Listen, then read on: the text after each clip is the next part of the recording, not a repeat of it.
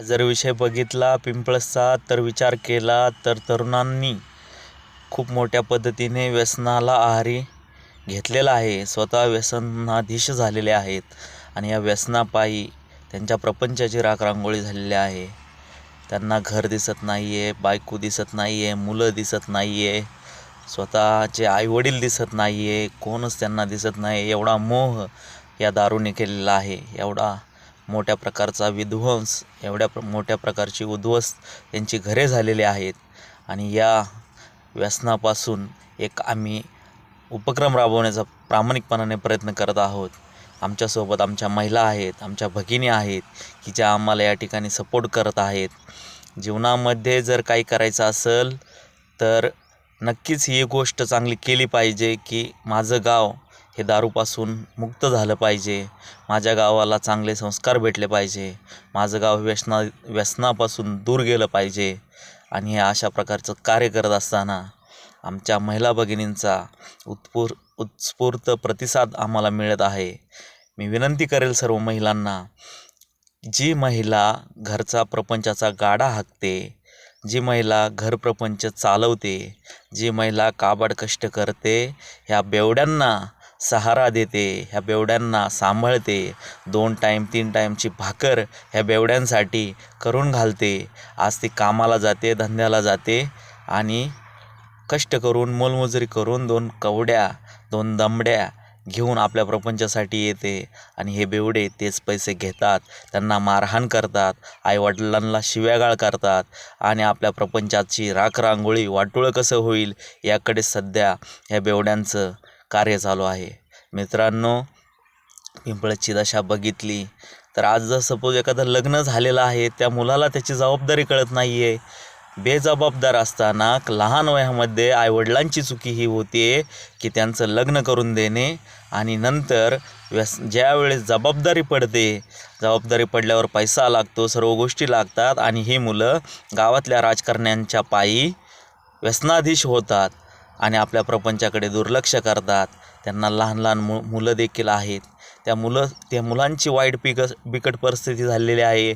शाळेला जातात, 4थी 3री 2री इयत्तेमध्ये शिकतात आणि ह्या मुलांच्या आज प्रपंचाची राखरांगोळी झालेली आहे, त्यांच्या भविष्याची राखरांगोळी झालेली आहे. शिक्षणापासून ते बेघर झालेले आहेत. ती आमची भगिनी काबाड कष्ट करते, ती आज माहेरी जाते, परंतु माहेरी तरी किती दिवस जाणार? माहेरचे सुद्धा कंटाळलेले आहेत. माहेरचे सुद्धा सांगतात तुला तिथंच जायचं आहे, तिथंच राहायचं आहे, तिथंच काबड कष्ट करायचं आहे. अशा प्रकारे विध्वंस झालेला आहे त्या पिंपळस गावचा, आमच्या तरुणांचा. मी तरुणांना विनंती करेल, आपल्या प्रपंचाकडे बघा, आपल्या आईवडिलांकडे बघा, आपल्या मुलांकडे बघा आणि 2 गोष्टी चांगल्या करता आल्या तर आपल्या लहान बाळांसाठी करा की ज्यांना तुम्ही उपयोग करू शकत नाही. परंतु आज ह्या दारूने, व्यसनाने त्यांच्या डोळ्यावर एक वेगळ्या प्रकारची धुंदी निर्माण केलेली आहे. ती धुंदी काढण्याचा आम्ही एक प्रयत्न करत आहोत. आम्ही नक्कीच व्यसनाच्या विरोधात आहोत. आमचा लढा हा व्यसनाच्या विरोधातच आहे. इलेक्शन लागलं, राजकारण लागलं म्हणून आम्ही ते गोष्टी करत नाही. आम्ही स्वतःसाठी कधीच गोष्टी ह्या केलेल्या नाही, परंतु एक चांगला प्रामाणिक पद्धतीचा उपक्रम आम्ही राबवण्याचा प्रयत्न करत आहोत. आमच्याबरोबर आमच्या महिला भगिनी आहेत की ज्या आम्हाला ह्या गोष्टींमध्ये मदत करणार आहेत, मदत करत देखील आहे. परंतु मी त्या सगळ्या बेवड्यांना सांगू इच्छितो की तुम्ही वेळेस जर सावरून घेतलं नाही तर तुमच्या नक्कीच प्रपंचाची राखरांगोळी झाल्याशिवाय राहणार नाही.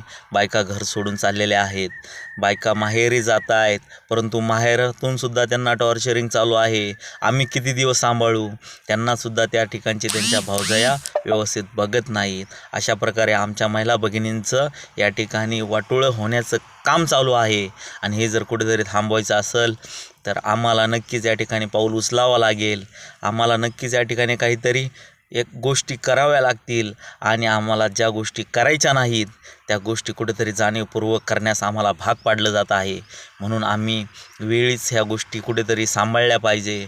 एक माझी जबाबदारी आहे, हे गाव माझं आहे, या गावाची माझ्याकडे जबाबदारी आहे आणि ह्या गावाला कुठेतरी समृद्ध पद्धतीने व्यसनापासून दूर करण्याचं काम जबाबदारी माझी आहे असं जर म्हणून आम्ही सर्व तरुणांनी जर केलं तर नक्कीच हे पिंपळस व्यसनमुक्त झाल्याशिवाय राहणार नाही. आम्ही आमच्या महिलांबरोबर संकल्प करत आहोत, आम्ही आमच्या महिलांबरोबर उपक्रम राबवत आहोत आणि ह्या बेवड्यांचा कुठेतरी आम्ही नक्कीच ह्या बेवड्यांना कुठेतरी आम्ही चांगलं एक शिकवण देणार आहोत. त्यांना कुठेतरी सुधारण्याची एक संधी देत आहोत. त्यांनी वेळीच लवकरात लवकर आपल्या प्रपंचासोबत, आपल्या बायका मुलांसोबत, आईवडिलांसोबत एक चांगल्या प्रकारचं जीवन जगावं. आपल्यावर जी जबाबदारी आहे, जे कर्तव्य आहे ते पार पाडण्याचं एक प्रामाणिकपणे अट्टहास करावा, पार पाडण्याचं कुठेतरी प्रामाणिक प्रयत्न करावा. एक पाऊल त्यांनी देखील टाकावं. आमच्या महिला भगिनी त्यांच्याबरोबर 2 पावलं टाकण्यासाठी सुद्धा तयार आहेत.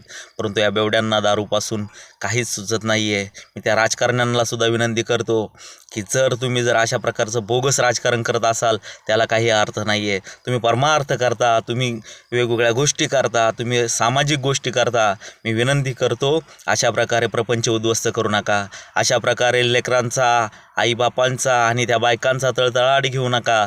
मी विनंती करतो सर्वांना, सगळ्यांनी कोऑपरेट करा आणि अशा प्रकारचा उपक्रम राबवा की हे बेवडे कुठेतरी सुधारतील, यांच्या प्रपंचाची कुठेतरी लाईन लागेल, कुठेतरी चांगल्या गोष्टी करतील, ते जबाबदारी स्वीकारतील, ते कर्तव्य पार पाडतील. एवढेच मी आज या ठिकाणी सांगू इच्छितो. आणि मित्रांनो, आम्हाला सपोर्ट करा, आमच्या बस्टेड इन्फोला या ठिकाणी सपोर्ट करा, लाईक करा आणि शेअर करा, हीच विनंती आज या ठिकाणी करतो. धन्यवाद.